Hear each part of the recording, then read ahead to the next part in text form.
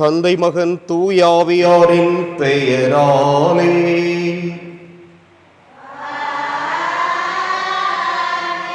நம் ஆண்டவராகிய இயேசு கிறிஸ்துவின் அருளும் கடவுளின் அன்பும் தூயாவியாரின் நட்புறவும் உங்கள் அனைவரோடும் இருப்பதாக.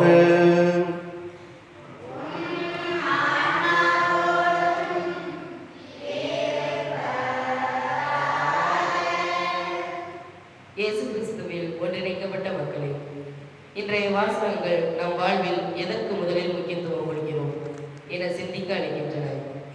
வெறும் உடல் பசியை போக்கும் இவ்வுலகில் ஆன்ம உணவுக்கு முக்கியத்துவம் கொடுக்காமல் நம்மை படைத்த என்றும் அழியா உணவான இறைவனை முதலில் நினைக்க வேண்டும்.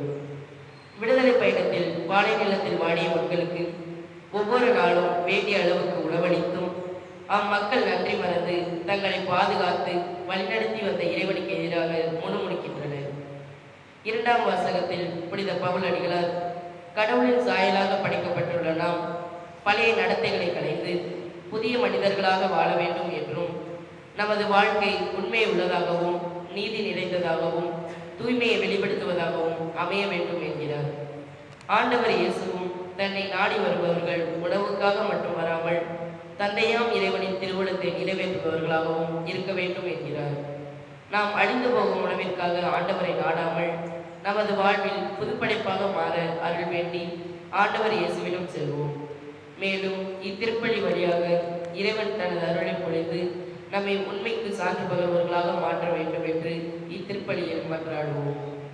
அன்புமிக்க சகோதர சகோதரிகளே, நம் திருமுழுக்கின் நினைவாக நம்மீது தெளிக்கப்படும் தமது படைப்பாகிய இத்தண்ணீரை புனிதப்படுத்தி அருளுமாறு நம் கடவுளாகிய ஆண்டவரை கெஞ்சி மன்றாடுவோமாக. அவரே நமக்கு உதவி அளித்து நாம் பெற்றுக்கொண்ட தூய ஆவிக்கு உண்மை உள்ளவர்களாய் நிலைத்திருக்க அருள்வாராக. என்றென்றும் உள்ள எல்லாம் வல்ல இறைவா, வாழ்வின் ஊற்றும் தூய்மையின் தொடக்கமுமான தண்ணீரின் வழியாக மக்கள் புனிதம் அடைந்து நிலை வாழ்வின் கொடையை பெற வேண்டும் என்று திருவுளமானீர். இத்தண்ணீரை புனிதப்படுத்தியருள உம்மை வேண்டுகிறோம். ஆண்டவரே, உமது நாளாகிய இன்று உமது அருட்காவலை பெற விரும்புகிறோம். வாழ்வழிக்கும் உமது அருளின் ஊற்றினை எம்மில் புதுப்பித்தருளும். இத்தண்ணீரினால் எங்கள் உள்ளத்தையும் உடலையும் தீமை அனைத்திலிருந்தும் காத்தருள்வீராக. இவ்வாறு நாங்கள் தூய இதயத்துடன் உம்மை அணுகி வரவும் உமது மீட்பை பெற்றுக்கொள்ளவும் தகுதி பெறுவோமாக. எங்கள் ஆண்டவராகிய கிறிஸ்து வழியாக உம்மை மன்றாடுகின்றோம். எல்லாம் வல்ல இறைவா, தண்ணீர் வளம் பெற அதில் உப்பிட வேண்டுமென்று இறைவாக்கினர் எலிசா வழியாக கற்பித்தீர். உமது படைப்பு பொருளாகிய இந்த உப்பை பரிவிரக்கத்துடன் புனிதப்படுத்தியருள உம்மை தாழ்மையுடன் வேண்டுகிறோம். ஆண்டவரே, உப்பு கலந்த தண்ணீர் தெளிக்கப்படும் இடமெல்லாம் தீயோனின் தாக்குதல் அனைத்தும் தோல்வியுறச் செய்வீராக. உம் தூய ஆவியார் உடனிருந்து எங்களை இடையராது காத்தருள்வாராக. எங்கள் ஆண்டவராகிய கிறிஸ்து வழியாக உம்மை மன்றாடுகின்றோம்.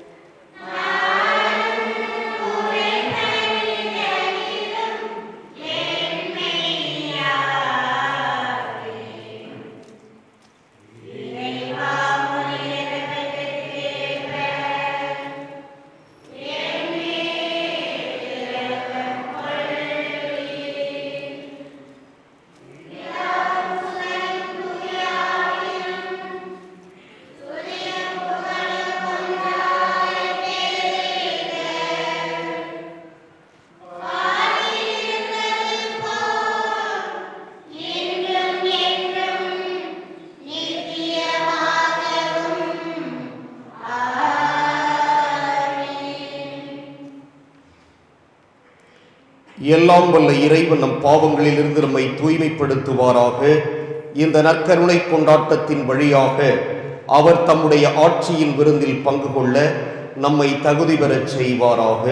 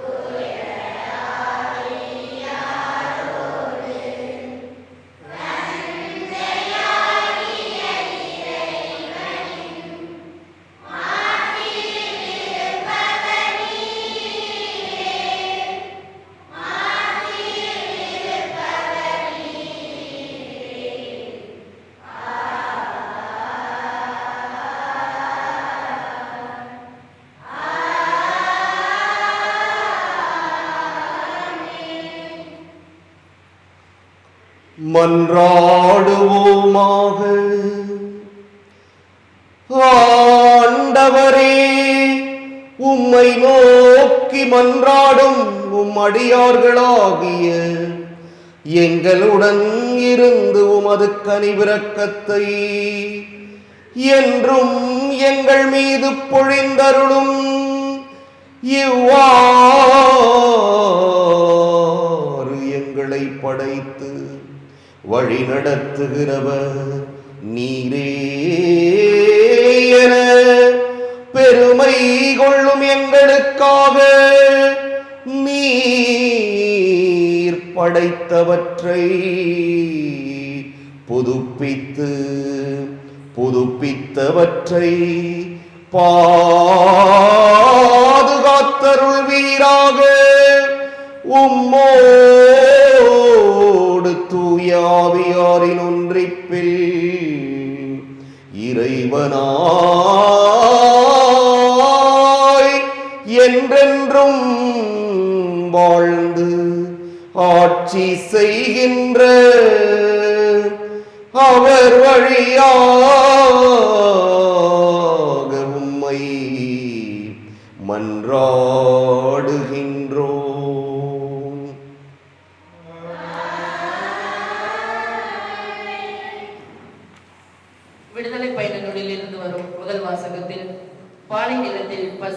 வல்லமையால் நோக்கி இஸ்ரேல் மக்கள் யோபே கடவுளுக்கு எதிராக முணுமுணுத்தனர். அழைத்து வந்தவர் கருணையோடு அவர்களுக்கு உணவாக மன்னாவை அளித்தார். பேராசை கொள்ளாமல் தேவையை மட்டும் பூர்த்தி செய்து கொள்ளுங்கள் என்று எடுத்துரைக்கும் இவ்வாசகத்தை கவனமுடன் செயல்படுத்துவோம்.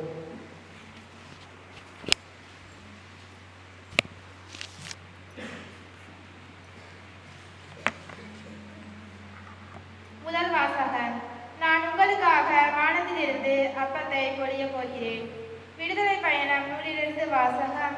அதிகாரம் 16, இறைவசனங்கள் 2-4 முதல் 12 முதல் 15 வரை. அந்நாட்களில் இஸ்ரேல் மக்கள் கூட்டமைப்பினர் அனைவரும் சீன்பாலை நிலத்தில் மோசேக்கு ஆரோனுக்கும் எதிராக முறுமுறுத்தனர்.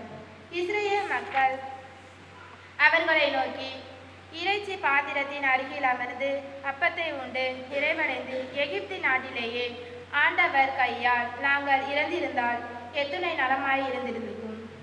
ஆனால் இந்த சபையினர் அனைவரும் பசியால் மாண்டு போகவோ இப்பாலை நிலத்திற்கு நீங்கள் எங்களை கூட்டிக் கொண்டு வந்திருக்கிறீர்கள் என்றனர். அப்பொழுது ஆண்டவர் மோசேயை நோக்கி, இதோ பார், நான் உங்களுக்காக வானத்திலிருந்து அப்பத்தை பொழிய போகிறேன். மக்கள் வெளியே போய் தேவையானதை அன்றன்று சேகரித்து கொள்ள வேண்டும். என் கட்டளைப்படி நடப்பார்களா இல்லையா என்பதை நான் இவ்வாறு சோதித்து பார்க்க போகிறேன். இஸ்ரேல் மக்களின் முறையீடுகளை நான் கேட்டுள்ளேன்.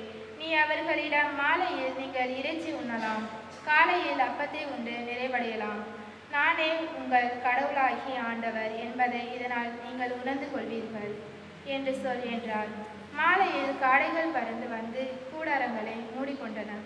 காலையில் பனிப்படலம் கூடாரத்தை சுற்றி பறந்திருந்தது. பனிப்படலம் மறைந்து போன பாறை நிலப்பரப்பின் மேல் மென்மையான தட்டையான மெல்லிய உறைபனி போன்ற சிறிய பொருள் காணப்பட்டது. இஸ்ரேல் மக்கள் அதை பார்த்துவிட்டு ஒருவரை ஒருவர் நோக்கி மன்னா என்றனர். ஏனெனில் அது என்ன என்று அவர்களுக்கு தெரியவில்லை. அப்பொழுது மோசே அவர்களை நோக்கி, ஆண்டவர் உங்களுக்காக உணவாக தந்த அப்பம் இதுவே என்றார். இது ஆண்டவர் வழங்கும் அருள்வாக்கு.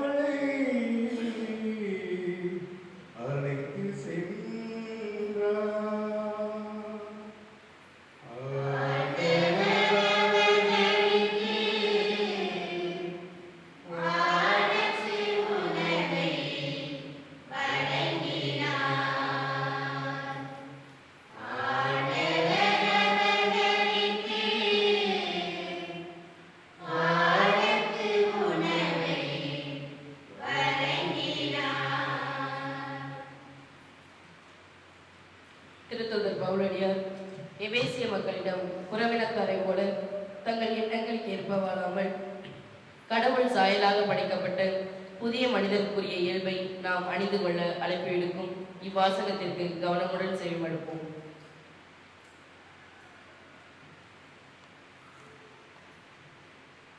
இரண்டாம் வாசகம். கடவுளது சாயலாக படைக்கப்பட்ட புதிய மனிதருக்குரிய இயல்பை அணிந்து கொள்ளுங்கள். திருத்தூதர் பவுல் எபிசேயருக்கு எழுதிய திருமுகத்திலிருந்து வாசகம். அதிகாரம் 4 இறை வசனங்கள் 17 மேலும் 20 24 வரை. சகோதரர் சகோதரிகளே, நான் ஆண்டவர் பெயரால் வற்புறுத்தி சொல்வது இதுவே: பிற இனத்தவர் வாழ்வது போல இனி நீங்கள் வாழக்கூடாது. அவர்கள் தங்கள் வீணான எண்ணங்களுக்கு ஏற்ப வாழ்கிறார்கள். ஆனால் நீங்கள் கிறிஸ்துவை பற்றி கற்றறிந்தது இது அல்ல. உண்மையில் நீங்கள் இயேசுவை பற்றி கேள்விப்பட்டதும் கற்றறிந்ததும் அவரிடம் உள்ள உண்மைக்கேற்பவே இருந்தது. எனவே உங்களுடைய முந்தின நடத்தையை மாற்றி தீய நாட்டங்களால் ஏமாந்து அழிவுறும் பழைய மனிதருக்குரிய இயல்பை கலைந்து விடுங்கள். உங்கள் மனப்பாங்கு புதுப்பிக்கப்பட வேண்டும். கடவுளது சாயலாக படைக்கப்பட்ட புதிய மனிதருக்குரிய இயல்பை அணிந்து கொள்ளுங்கள். அவ்வியல்பு உண்மையான நீதியிலும் தூய்மையிலும் வெளிப்படும். ஆண்டவர் வழங்கும் அருள்வாக்கு.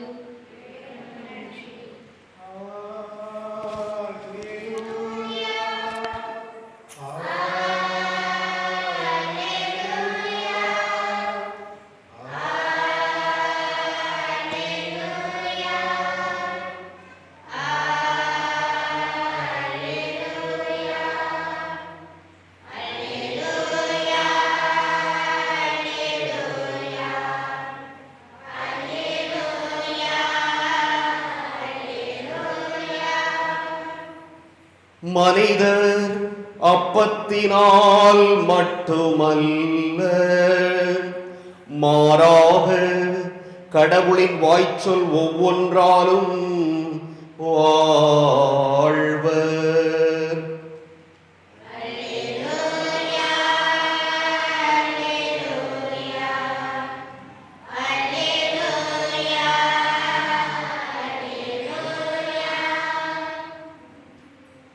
ஆண்டவர் உங்களோடு இருப்பாராக.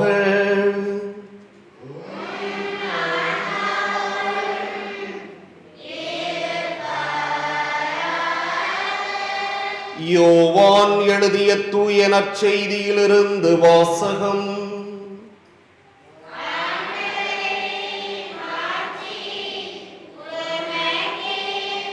அதிகாரம் 6 இறைவாக்குகள் 24 தொடக்கம் 35 இறுதியாக. அக்காலத்தில் இயேசுவும் அவருடைய சீடரும் திபேரியாவில் இல்லை என்பதை கண்ட மக்கள் கூட்டமாய் படகுகளில் ஏறி இயேசுவை தேடி கப்பர்நாகூமுக்கு சென்றனர். அங்கு கடற்கரையில் அவர்கள் அவரை கண்டு, ரபி, எப்போது இங்கு வந்தீர் என்று கேட்டார்கள். இயேசு மறுமொழியாக, நீங்கள் அரும் அடையாளங்களை கண்டதால் அல்ல, மாறாக அப்பங்களை வயிறார உண்டதால் தான் என்னை தேடுகிறீர்கள் என உறுதியாக உங்களுக்கு சொல்கிறேன். அழிந்து போகும் உணவுக்காக உழைக்க வேண்டாம், நிலை வாழ்வு தரும் அழியாத உணவுக்காகவே உழையுங்கள். அவ்வுணவை மானிட மகன் உங்களுக்கு கொடுப்பார். ஏனெனில் தந்தையாகிய கடவுள் அவருக்கே தம் அதிகாரத்தை அளித்துள்ளார் என்றார். அவர்கள் அவரை நோக்கி, எங்கள் செயல்கள் கடவுளுக்கு ஏற்றவையாக இருப்பதற்கு நாங்கள் என்ன செய்ய வேண்டும் என்று கேட்டார்கள். இயேசு அவர்களை பார்த்து, கடவுள் அனுப்பியவரை நம்புவதே கடவுளுக்கேற்ற செயல் என்றார். அவர்கள், நாங்கள் கண்டு உம்மை நம்பும் வகையில் நீர் என்ன அரும் அடையாளம் காட்டுகிறீர்? அதற்காக என்ன அரும் செயல் செய்கிறீர்? எங்கள் முன்னோர் பாலை நிலத்தில் மன்னாவை உண்டனரே, அவர்கள் உண்பதற்கு வானிலிருந்து உணவு அருளினார் என்று மறைநூலிலும் எழுதப்பட்டுள்ளது அல்லவா என்றனர். இயேசு அவர்களிடம், உறுதியாக உங்களுக்கு சொல்கிறேன், வானிலிருந்து உங்களுக்கு உணவு அருளியவர் மோசே அல்ல, வானிலிருந்து உங்களுக்கு உண்மையான உணவு அருள்பவர் என் தந்தையே. கடவுள் தரும் உணவு வானிலிருந்து இறங்கி வந்து உலகுக்கு வாழ்வு அளிக்கிறது என்றார். அவர்கள், ஐயா, இவ்வுணவை எங்களுக்கு எப்போதும் தாரும் என்று கேட்டுக்கொண்டார்கள். இயேசு அவர்களிடம், வாழ்வு தரும் உணவு நானே. என்னிடம் வருபவருக்கு பசியே இராது. என்னிடம் நம்பிக்கை கொண்டிருப்பவருக்கு என்றுமே தாகம் இராது என்றார். ஆண்டவரின் அருள்வாக்கு.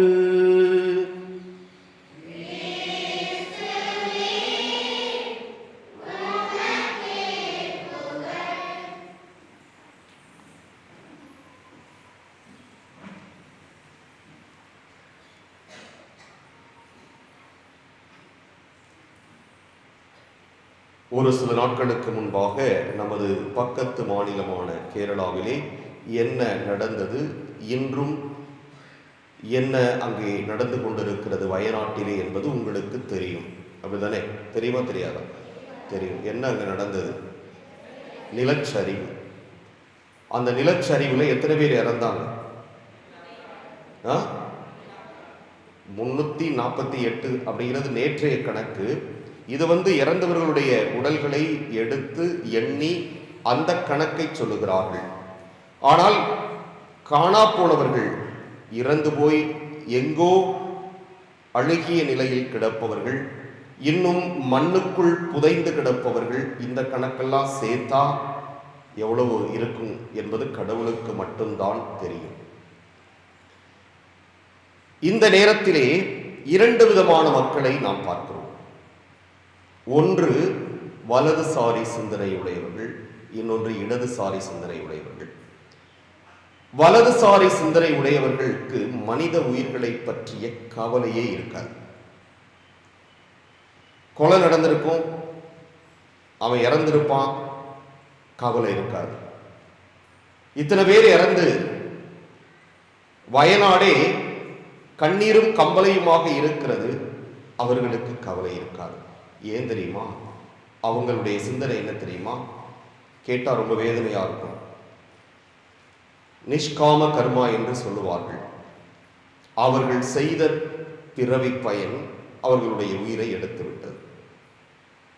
அவங்க என்ன பாவம் செஞ்சாங்களோ தப்பு செஞ்சாங்களோ தெரியல.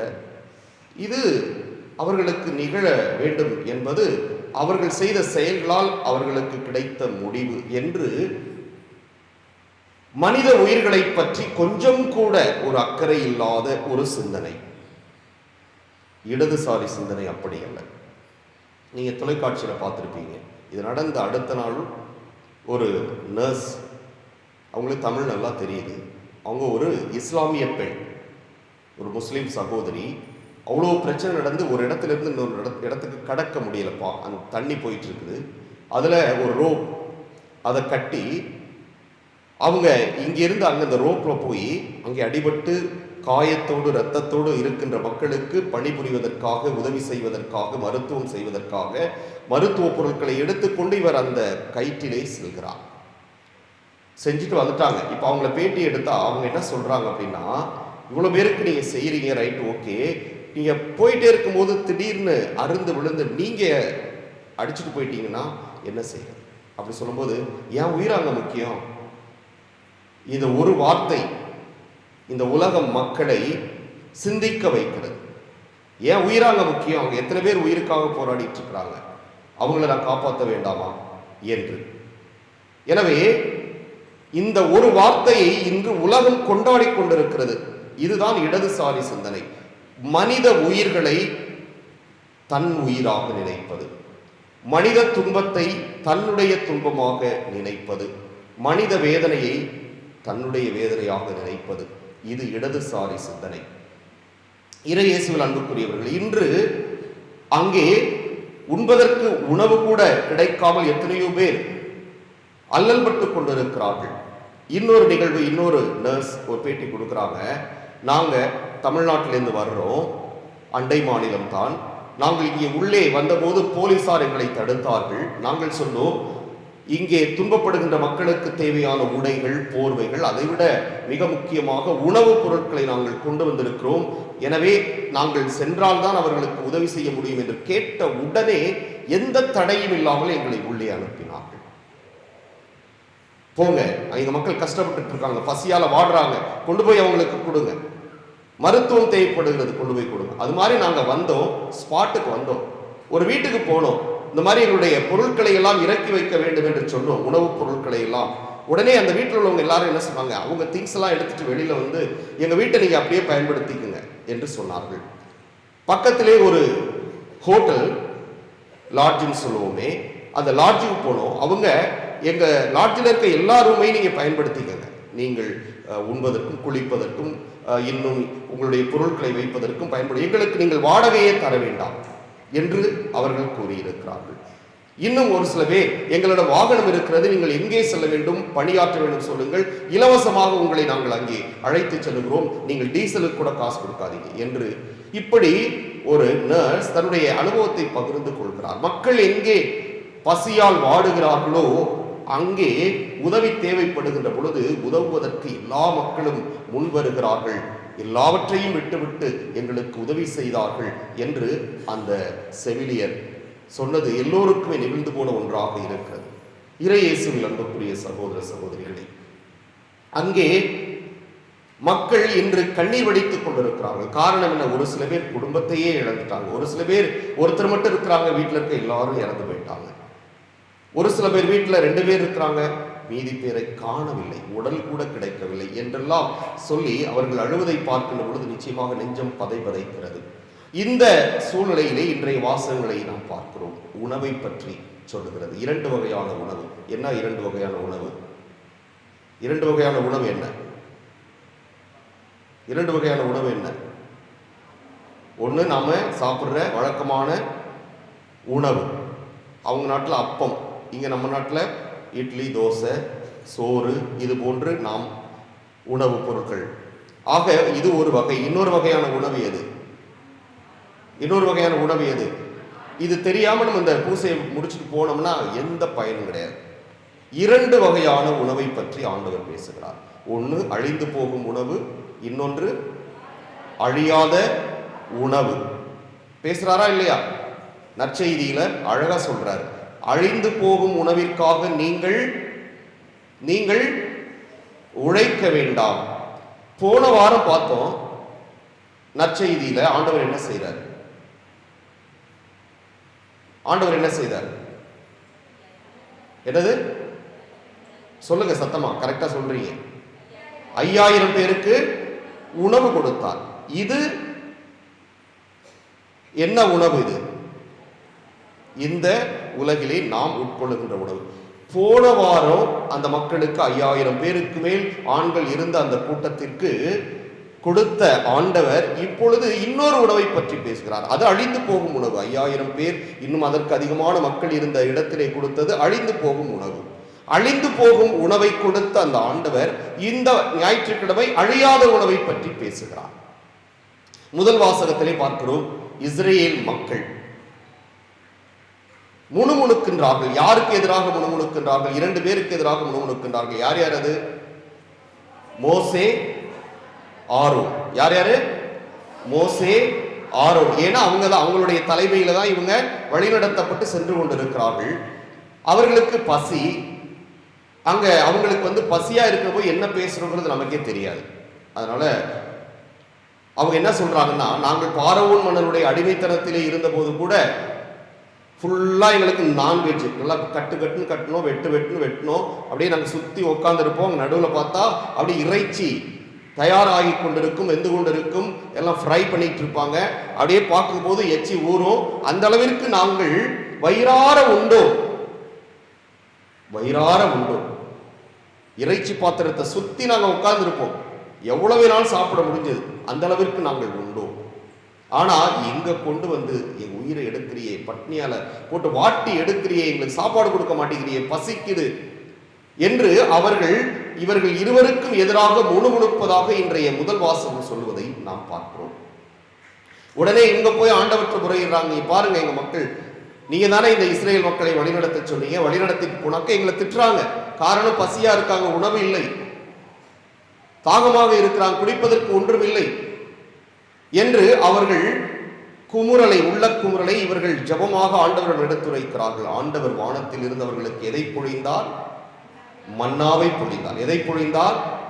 மன்னாவை பொழிந்தார். நான்வெஜ், அப்பமும் இறைச்சியும் அவர்களுக்கு வானத்தில் இருந்து. ஆக இன்றைய பதிலுரை பாடலை நாம பார்த்தோம், பாட கேட்டோம். என்ன பதில்? ஆண்டவர் அவர்களுக்கு வானத்து உணவை வழங்கினார். இதுக்கு தான் பதிலுரை பாடலை நீங்களும் சேர்ந்து என்ன செய்யணும்? பாடணும். பாடாதனால அமைதியாக உட்காந்துருக்கீங்க. பதிலுரை பாடல் ஏன் பாடுறாங்க அப்படின்னா வாசகத்தோடு தொடர்புடையது. வாசகத்தோடு, மற்ற முதல் வாசகம், இரண்டாம் வாசகம், மூன்றாம் வாசகத்தோடு தொடர்பு உள்ளதுதான் இந்த பதிலுரை பாடல். எனவே ஆண்டவர் அவர்களுக்கு வானத்து உணவை வழங்கினார். ஆண்டவர், ரைட்டு. அவர்களுக்கு, எவர்களுக்கு? இஸ்ரேல் மக்களுக்கு. Very good. வானத்து உணவு. வானத்து உணவுனா என்னது? வானத்து உணவுனா என்ன? வானத்து உணவு மாடியிலேருந்து கீழே கொட்டுறதா? வானத்து உணவுனா என்னது? இல்லை ஹெலிகாப்டர் ஃப்ளைட்லேருந்து கொட்டுறதா? வானத்து உணவு என்றால் இந்த வானம்னா என்ன? அங்கே யார் இருக்கா?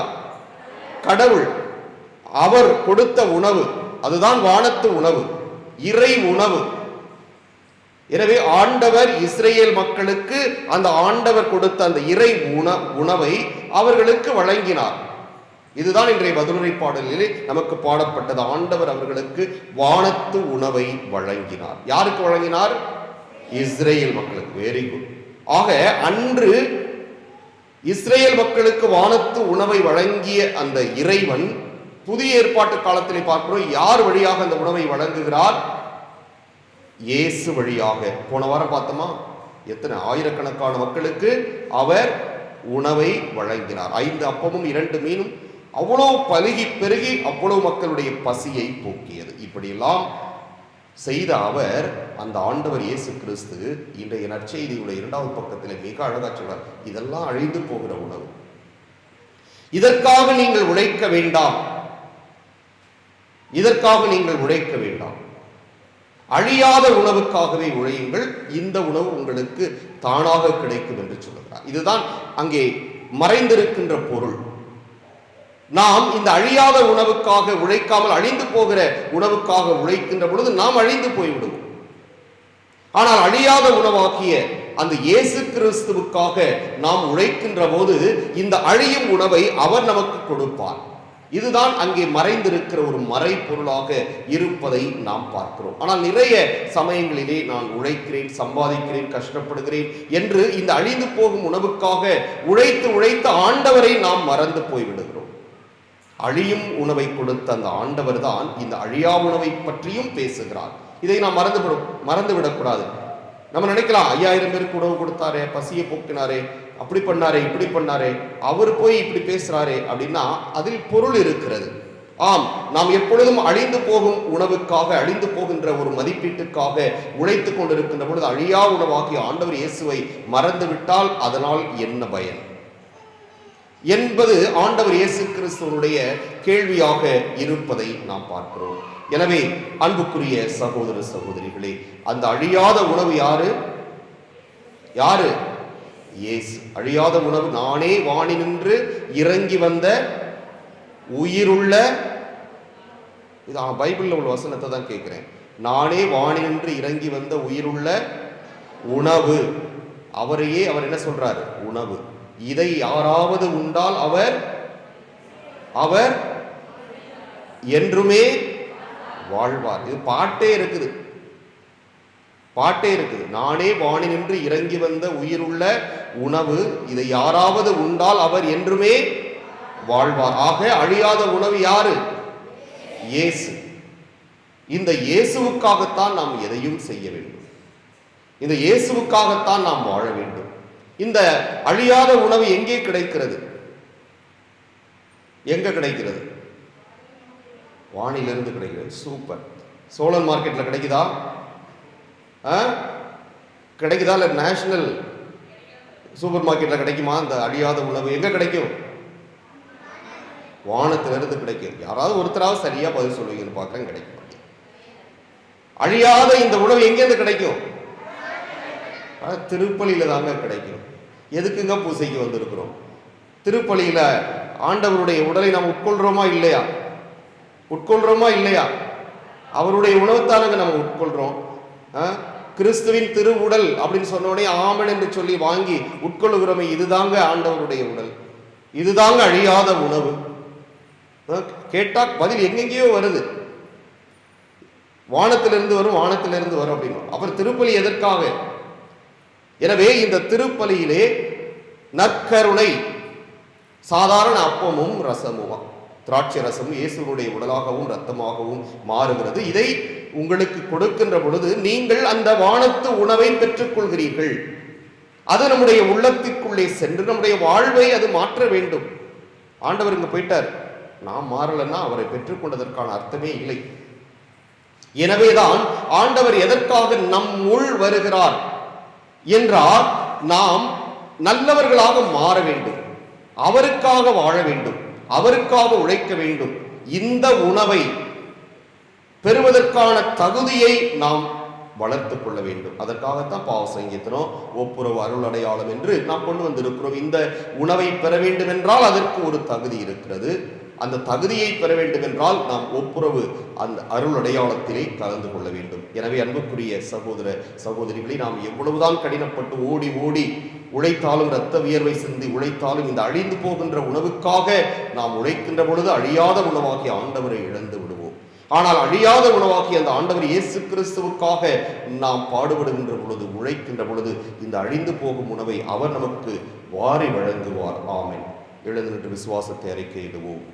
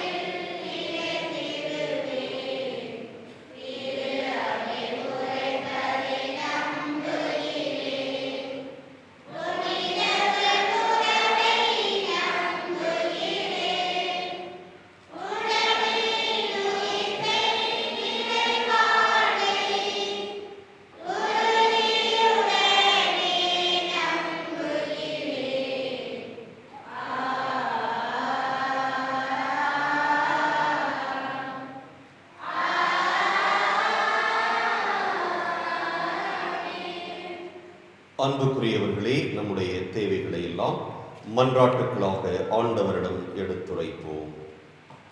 வாழ்வு தருபவராம் இறைவா, திருச்சபையை வழிநடத்தும் திருத்தந்தை, ஆயர்கள், குருக்கள், துறவரத்தார் அனைவரும் மது மக்கள் மீது பரிவு கொள்ளும் நல்ல மேய்ப்பர்களாகவும், அவர்களின் தேவையை அறிந்து பணிபுரியும் சிறந்த தலைவர்களாகவும் செயல்பட துணை நிற்க வேண்டும் என்று உம்மை மன்றாடுகிறோம். நம்பிக்கை கொள்வோரை சூழ்ந்து நிற்கும் பேரன்பு தெய்வமே, என் நாட்டு தலைவர்கள் தீய சக்திகளின் வெளிப்பாடான பேராசையும் பொறாமையும் முற்றிலும் அவர்கள் உள்ளத்திலிருந்து நீக்கி என் மக்கள் நலவாழ்வு அவர்கள் தன்னலம் கருதாது பிறருக்காக உழைத்திட வேண்டிய வரங்களை வழங்கிட இறைவாமை மன்றாடுகிறோம். என்றும் வழி நடத்தும் தந்தையே இறைவா, என் திரு அவையின் அனைத்து அமைப்புகளும் வெறும் நிறுவனங்களாக அல்லாமல் உன் அன்பு பணியினை அகில உலகின் எல்லா மாந்தர்களுக்கும் வேறுபாடின்றி பணியாற்றிடவும் துணை புரியும் உதவிகரமாக நின்று செயல்பட தேவையான எளிய மனதினை பொழிந்திட வேண்டும் என்று இறைவாமை மன்றாடுகிறோம். அனைத்தையும் படைத்தவரே என் இறைவா, பேராசை வெறிகளை கலைத்து தேவைகளை நிறைவேற்றும் மனதை வளர்த்து கொள்ளவும் அத்தகைய மனதினையால் வாழ தகுந்த பூமியை நாங்கள் உருவாக்கி தனது அடுத்த தலைமுறைக்கு அதனை அழகான ஒரு உறைவிடமாக விட்டு செல்லவும் இறைவன் நமக்கு நல்வழி காட்ட வேண்டும் என்று இறைவாமை மன்றாடுகிறோம். நம்முடைய தனிப்பட்ட தேவைகளை அமைதியாக ஆண்டவரிடம் எடுத்துரைப்போம்.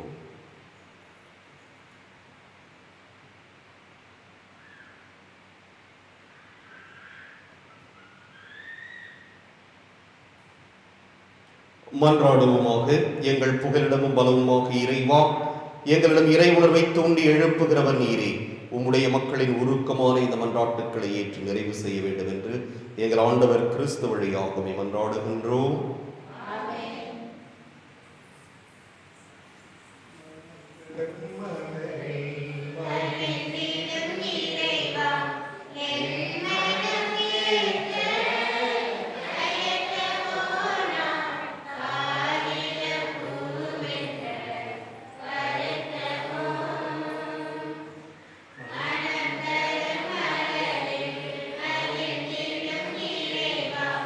ஆண்டவரை அழைத்து ஒரு பெரிய வாழ்க்கை பெற்றுக்கொண்டோம். நிலத்தின் விளைவு மனித உழைப்பின் பயணமான தாக்கத்தை பெற்றுக் கொள்கின்றோம். இது எங்களுக்கு வாழ்வழிக்கும் அப்பமாக மாறும். இறைவன் எனது வாழ்த்து பெறுவாராக.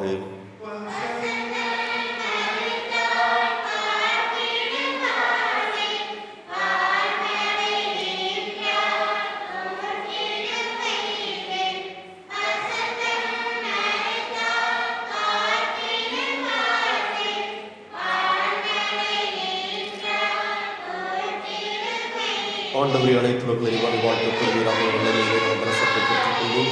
திராட்சை செடி மனித உழைப்பின் பயணமான ரசத்துக்கு பெற்றுக் கொடுக்கின்றோம். இதை ஆன்மீகமானமாக மாறும். இறைவன் எனது வாழ்த்து பெறுவாராக. ஆண்டவரை தாழ்மையான மனமும் நொறுங்கிய உள்ளமும் பிள்ளைகளை ஏற்றுவதும் ஆண்டவரை இறைவா நாங்கள் இருந்த திருமண ஒப்புக்கொடுத்து இப்பலி உமக்கு உகந்ததாவதாக.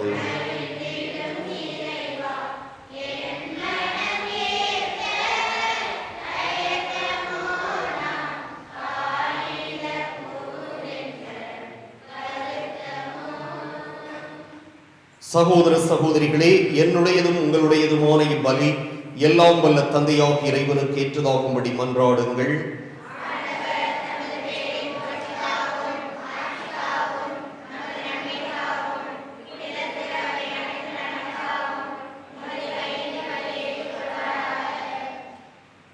ஆண்டவரே, இக்காணிக்கைகளை கனிவுடன் புனிதப்படுத்தி அருளவும்மை வேண்டுகிறோம்.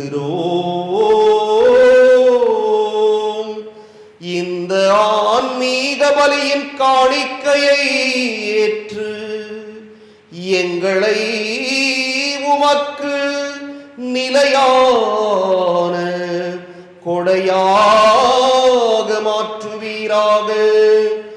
எங்கள் ஆண்டவராகிய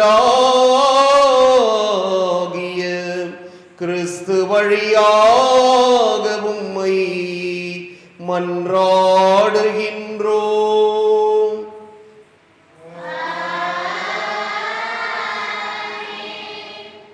ஆண்டவர் உங்களோடு இருப்பாராக.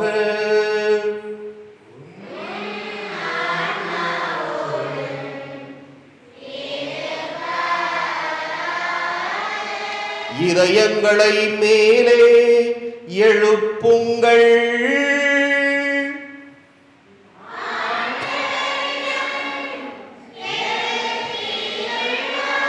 நம் இறைவனாகிய ஆண்டவருக்கு நன்றி கூறுவோம்.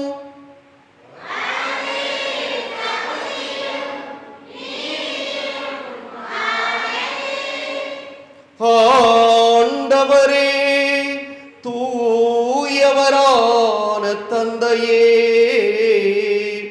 என்றும் உள்ள எல்லாம் வல்ல இறைவா,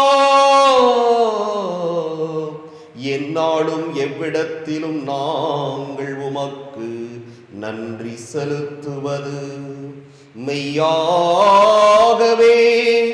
தகுதியும் நீதியும் ஆகும். எங்கள் கடமையும் மீட்புக்கு உரிய செயலுமாகும். ஏனெனில் நீர் எங்களுக்கு மீட்பரை அனுப்பும் அளவுக்கு உலகின் மீது பரிவு கொண்டீர்.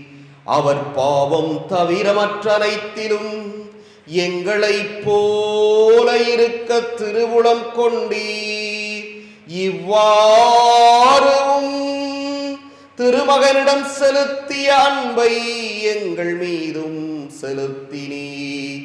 நாங்கள் கீழ்ப்படியாமையால் பாவம் செய்து இழந்த உம்முடைய கொடைகளை அவருடைய கீழ்ப்படிதலால் மீட்டு எங்களுக்கு அருளினீர். ஆகவே ஆண்டவரே, வானதூதர் புனிதர் அனைவரோடும் நாங்கள் சேர்ந்து உமது பெருமையை பறைசாற்றி அக்களிப்புடன் பாடுவதாவது: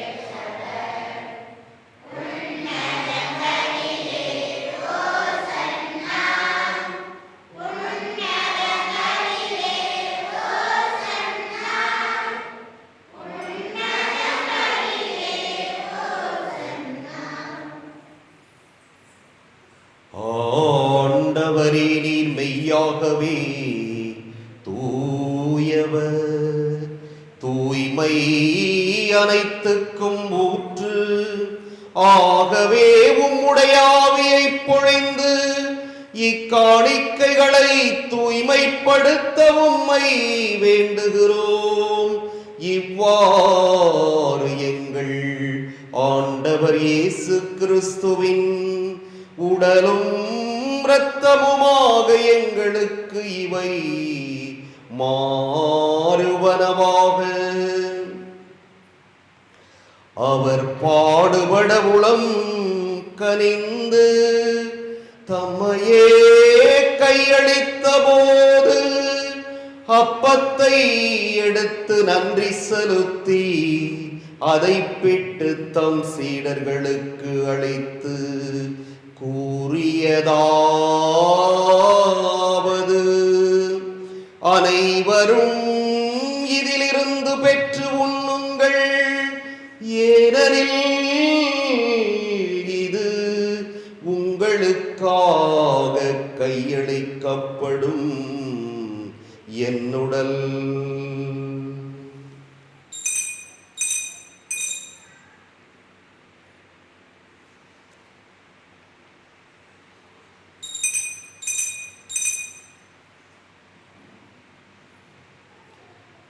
அவ்வண்ணமே இரவு விருந்தை அருந்திய பின் கிண்ணத்தையும் எடுத்து மீண்டும் உமக்கு நன்றி கூறி தம் சீடர்களுக்கு அளித்து அவர் கூறியதாவது: அனைவரும் இதிலிருந்து பெற்று பருகுங்கள், ஏனெனில் இது புதிய புதிய நிலையான உடன்படிக்கைக்கு உரிய என் இரத்தத்தின் கிண்ணம். இது பாவ மன்னிப்புக்கென்று உங்களுக்காகவும் பலருக்காகவும் சிந்தப்படும். இதை என் நினைவாக செய்யுங்கள்.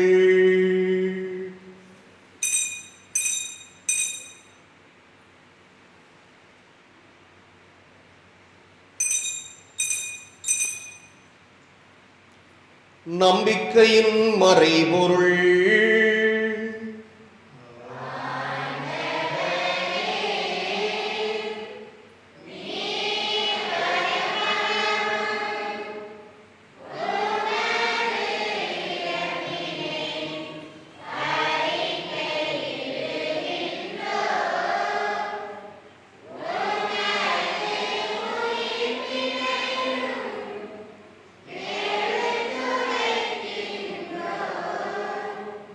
ஆகவே ஆண்டவரே, நாங்கள் கிறிஸ்துவின் இறப்பினையும் உயிர்ப்பினையும் நினைவு கூர்ந்து வாழ்வு தரும் அப்பத்தையும் மீட்பளிக்கும் கிண்ணத்தையும் உமக்கு ஒப்புக் கொடுக்கின்றோம்.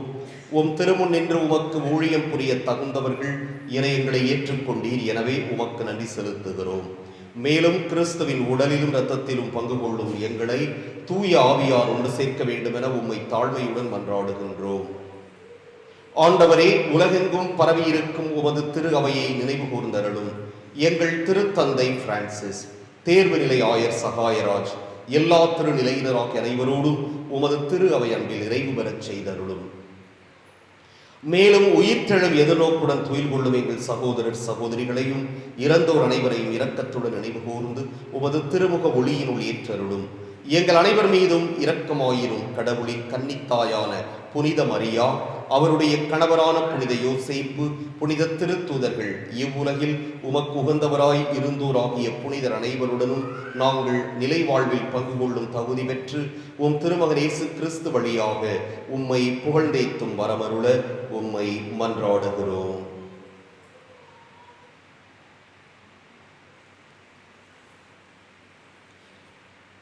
இவர் வழியாக இவரோடு இவரில் எல்லாம் வல்ல இறைவனாகிய தந்தையே, தூய ஆவியாரின் ஒன்றிப்பில் எல்லா புகழும் மாட்சியும் என்றென்றும் உமக்கு உரியதே.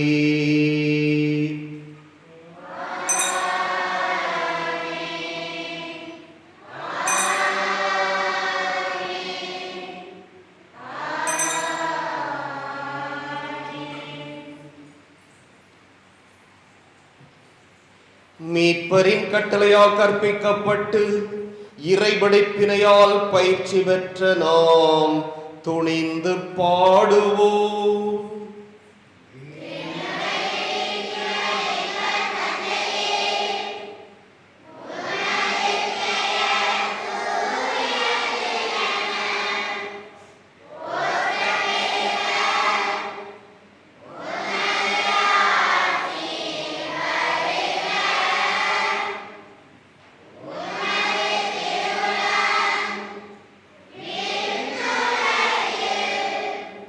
Yeah.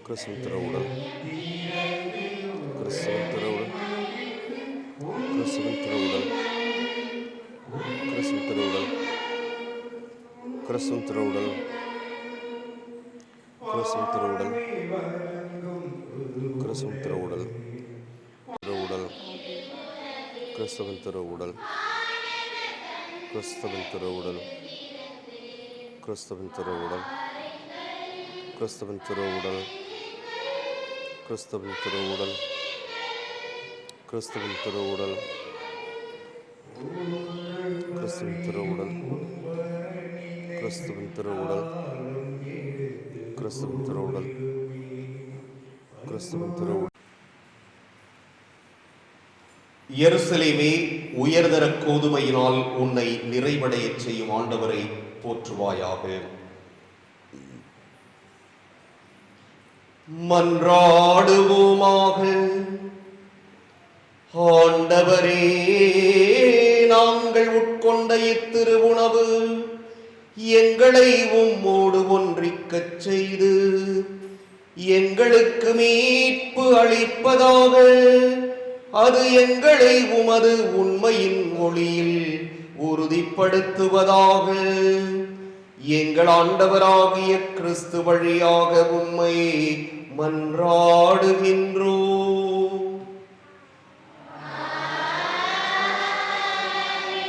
ஆண்டவர் உங்களோடு இருப்பாராக.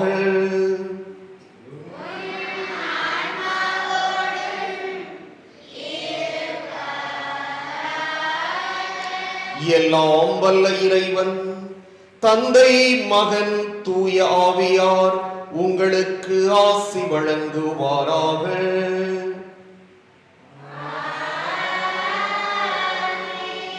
சென்று வருவோம். திருப்பலி நிறைவேறிற்று.